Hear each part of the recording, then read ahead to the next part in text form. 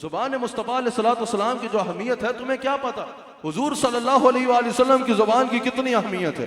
حضور علیہ الصلوۃ والسلام کو کہا تھا، حضور کی حدیث کو تو تب دیکھا جائے نا جب حضور علیہ الصلوۃ والسلام کے پاس حلال یا حرام کا اختیار، اور میں نے کہا بالکل حلال یا حرام کا اختیار حضور کے پاس ہے۔ اعلیٰ حضرت نے اس پہ تفصیل سے کلام کیا ہے۔ الحمدللہ ہم اعلیٰ حضرت والے ہیں نا، اور ہمیں ناز ہے الحمدللہ، ہم اعلیٰ حضرت والے ہیں، ہر موسم میں اعلیٰ حضرت والے ہیں الحمدللہ۔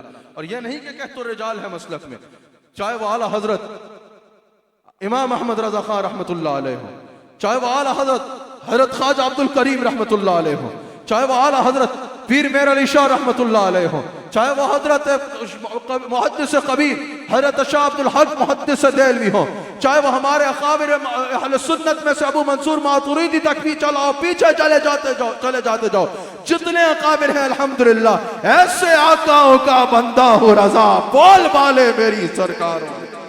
الحمدللہ وہ تم ہو گئے جن کو 250 سال پورے پیچھے اپنی تاریخ نہ ملے، 250 سال پہلے مدرسوں کے نام کے علاوہ تمہارے پیچھے کوئی تحقیق نہ ہو۔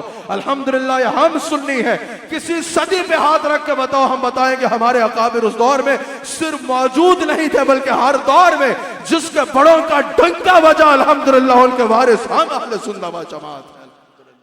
سمجھ آ رہی ہے؟ ہم ان کے وارث ہیں۔ یہ نہیں کہ 250 سال پہلے استاد جی کا ابا کا نام ہی نہ ملے، الحمدللہ 1450 سال کی تاریخ میں نام رکھو۔ یہ صرف ہم ہیں سنی یا رسول اللہ کہنے والے۔